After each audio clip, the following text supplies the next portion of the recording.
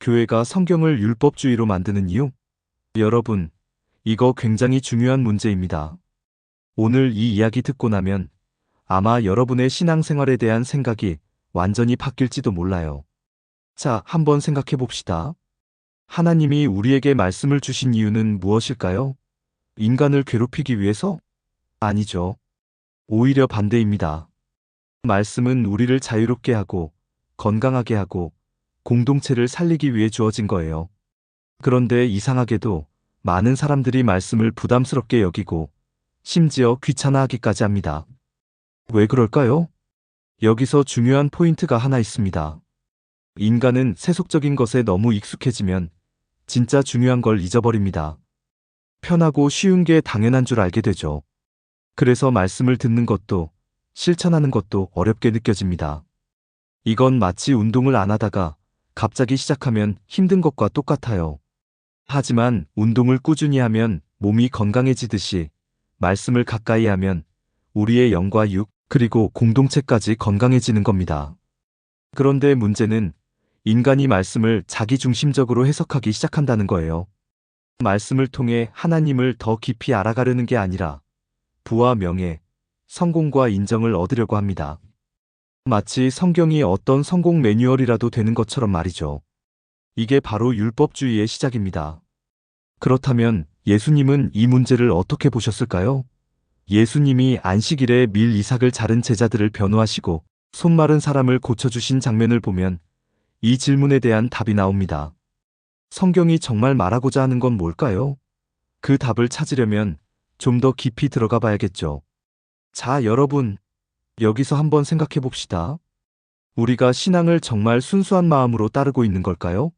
아니면 어쩌면 모르는 사이에 종교를 자기중심적으로 이용하고 있는 걸까요? 이 말을 들으면 대부분 나는 아니야 라고 생각하겠죠. 하지만 조금만 깊이 들여다보면 그런 모습이 은근히 숨어 있는 경우가 많습니다. 예를 들어, 교회 열심히 다니면서 자녀의 성공을 위해 기도하는 사람들. 하나님, 우리 아이 좋은 대학 가게 해주세요. 좋은 직장 가게 해주세요. 이런 기도 많이 하잖아요. 혹은 우리 가족이 좀 더 착한 사람이 되게 해주세요. 싸우지 않게 해주세요. 이런 기도도 자주 하죠. 더 교묘한 버전도 있습니다. 하나님, 우리 가족이 하나님을 열심히 믿게 해주세요. 언뜻 보면 신앙심 깊은 기도 같죠? 그런데 말입니다. 이 기도의 진짜 속마음은 뭘까요? 자세히 들어보면 가족이 하나님을 열심히 믿게 해달라는 이유가 있습니다. 그들의 행동 때문에 힘드니까요. 내 가족이 신앙을 가지면 좀 더 나아질 거라고 믿는 거죠. 쉽게 말해서 내 삶이 편해지고 싶어서 기도하는 거예요. 자, 이 기도는 결국 누구를 위한 걸까요? 하나님을 위한 걸까요? 아니면 나를 위한 걸까요? 부모들도 마찬가지입니다. 자녀를 키우면서 나는 다 너를 위한 거야 라고 말하죠. 하지만 정말 그럴까요? 예를 하나 들어볼게요. 만약에 자녀가 세상적인 조건 따위는 신경 쓰지 않고 오직 하나님 말씀만 보면서 살겠다고 한다면 이럴 때 부모들은 어떻게 반응할까요? 솔직히 말해봅시다. 기뻐해야 정상이에요. 자녀가 세상의 유혹을 뿌리치고 하나님만 따르겠다면 신앙적으로 보면 최고의 선택이잖아요. 그런데 현실에서는요? 많은 부모들이 마냥 기뻐하지 않습니다. 오히려 속으로는 불안하고 씁쓸한 마음이 들죠. 겉으로는 그래, 내 믿음이 참 깊구나라고 말하지만 마음 한구석에서는 근데 네가 세상에서 성공도 해야 하지 않겠니? 라는 생각이 스멀스멀 올라옵니다. 이 모습 어디서 많이 본 것 같지 않나요? 네, 바로 오늘 등장하는 바리새인들, 내 모습과 다를 바 없습니다. 그들은 하나님의 법을 따르는 척했지만 사실은 자기 기준과 자기 이익을 더 중요하게 생각했어요. 우리가 신앙을 대하는 태도도 혹시 그렇게 변질되고 있는 건 아닐까요? 그렇다면 이런 생각이 듭니다. 우리는 신앙을 진짜 하나님을 위한 것으로 살아가고 있는 걸까요? 아니면 결국 나를 위한 신앙으로 이용하고 있는 걸까요? 이 질문의 답을 찾는 과정이 여러분의 신앙을 더 깊게 만들어줄 겁니다. 이제 한 걸음 더 들어가 볼까요? 자, 여러분, 혹시 이런 경험 있으신가요? 어떤 규칙이나 원칙이 원래 의미보다 그걸 지키는 사람들의 특권처럼 느껴질 때 바로 바리새인들이 딱 그런 경우였습니다. 율법, 원래 하나님이 주신 이유가 뭘까요? 우리 영혼과 몸이 건강하라고 주신 거예요. 그런데 바리새인들은 그걸 어떻게 썼느냐? 자기들만의 특권처럼 사용했죠. 우리만 알고 있는 특별한 법칙이야. 이런 태도로요. 율법을 자신을 돋보이게 하는 도구로 쓰고 다른 사람들을 정죄하는 무기로 삼았습니다. 이거 현대랑 너무 비슷하지 않나요? 대형교회 다니면서 우리 교회는 특별해 하고 자랑하는 것, 다른 종교를 깎아내리면서 자신들의 우월성을 강조하는 것, 결국 바리새인들이 했던 짓과 다를 게 없습니다. 이게 왜 문제일까요? 하나님은 율법을 주신 이유가 우리가 서로를 공격하게 만들려는 게 아니었거든요. 그런데 바리새인들은 그걸 잊어버렸죠. 종교가 본질을 잃고 외형만 남으면 그 순간부터 타인을 정죄하는 칼로 변합니다. 그럼 하나님은 우리에게 어떻게 살라고 하셨을까요? 세속과 우상숭배와 분리되어 살아라 라고 하셨습니다. 그런데 오해하면 안 되는 게 이 말이 무인도에서 혼자 살라는 뜻이 아니에요. 사회 속에서 살아가지만 세상의 가치관에 휩쓸리지 말라는 거죠. 그리고 중요한 거 하나 더. 하나님은 우리 보고 직접 악을 처단하라고 하신 적 없습니다. 악은 내가 심판한다 라고 하셨어요. 왜 그럴까요? 우리가 정의를 실현하려다가 오히려 더 큰 죄를 짓게 될 수도 있으니까요. 하지만 인간은요, 감정이 앞서다 보니 자기 방식대로 정죄하려고 합니다. 마음에 안 들면 너 틀렸어. 너 잘못됐어. 이렇게 공격하죠. 결국 하나님께 맡겨야 할 걸 자기 감정대로 처리하는 거예요. 그렇다면 우리는 어떻게 해야 할까요? 하나님이 원하시는 태도는 무엇일까요? 다음 내용에서 더 깊이 들어가 보겠습니다. 이거 정말 중요한 포인트예요.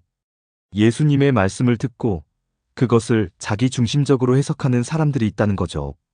예수님이 안식일의 율법을 초월할 수 있었던 이유는 단순히 인간의 욕구를 채우기 위해서가 아니에요.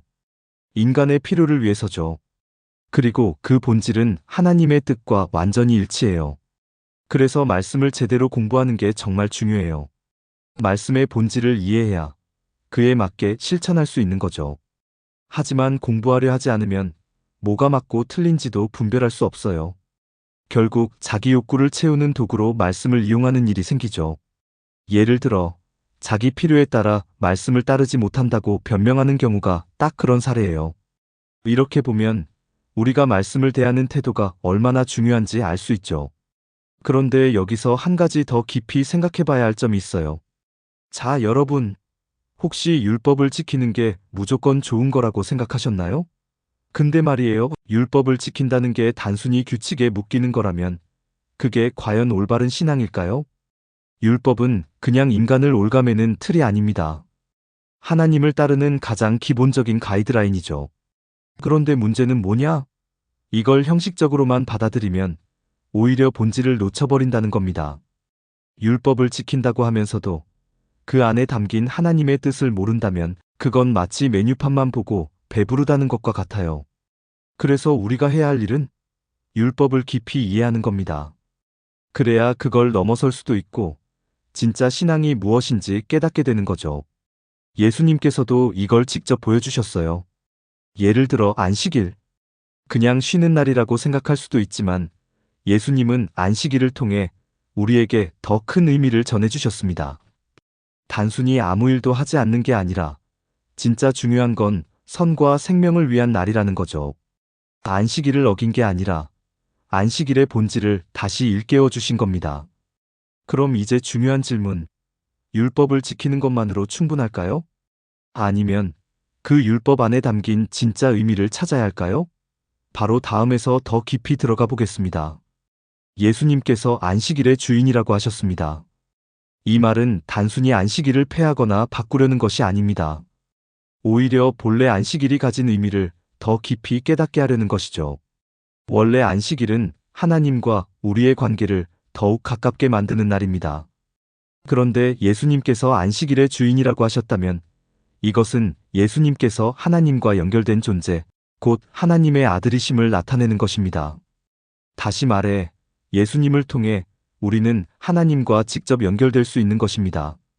그렇다면 우리는 한 가지 중요한 질문을 던져야 합니다. 우리의 안식일은 어떤 모습인가요? 단순히 율법을 지키기 위한 형식적인 날인가요? 아니면 나의 필요와 욕구를 채우는 시간인가요? 예수님께서 가르쳐 주신 대로 참된 쉼과 생명, 그리고 하나님과의 친밀한 교제 속에서 안식일을 보내고 있는지 돌아봐야 합니다. 안식일은 단순한 규칙이 아닙니다. 그것은 하나님께 나아가는 길이며 우리의 영혼을 새롭게 하는 시간입니다. 그래서 예수님께서는 안식일의 본질을 강조하신 것입니다. 우리는 예수님의 가르침을 깊이 묵상하며 하나님께 더 가까이 나아가는 안식일을 보내야 합니다. 오늘 말씀을 정리하면서 기도로 마무리하겠습니다. 자비로우시고 은혜로우신 하나님, 오늘도 말씀을 통해 우리를 돌아보게 하심에 감사합니다. 저희가 때로는 말씀을 올바로 이해하지 못하고 자기중심적인 생각으로 해석했음을 고백합니다. 주님, 저희가 율법을 지키는 것에만 집중하지 않고 그 안에 담긴 하나님의 뜻을 깨닫게 하소서. 안식일을 단순한 의무로 여기지 않고 하나님과 더 깊이 교제하는 날로 삼게 하소서. 하나님께서 기뻐하시는 참된 예배자가 되게 하시고 늘 말씀을 깊이 묵상하며 살아가게 하소서. 오늘도 우리의 기도를 들어주심에 감사드리며 예수님의 이름으로 기도드립니다. 아멘. 여러분, 오늘도 말씀을 통해 새로운 깨달음을 얻으셨나요? 그렇다면 다음 영상도 기대해 주세요. 아직 우리가 깊이 묵상해야 할 말씀들이 많습니다. 다음 영상에서는 예수님의 또 다른 중요한 가르침을 함께 나눌 예정입니다. 그러니까 구독과 좋아요, 알람 설정까지 잊지 마세요. 다음 영상에서 더 깊이 있는 이야기로 찾아뵙겠습니다.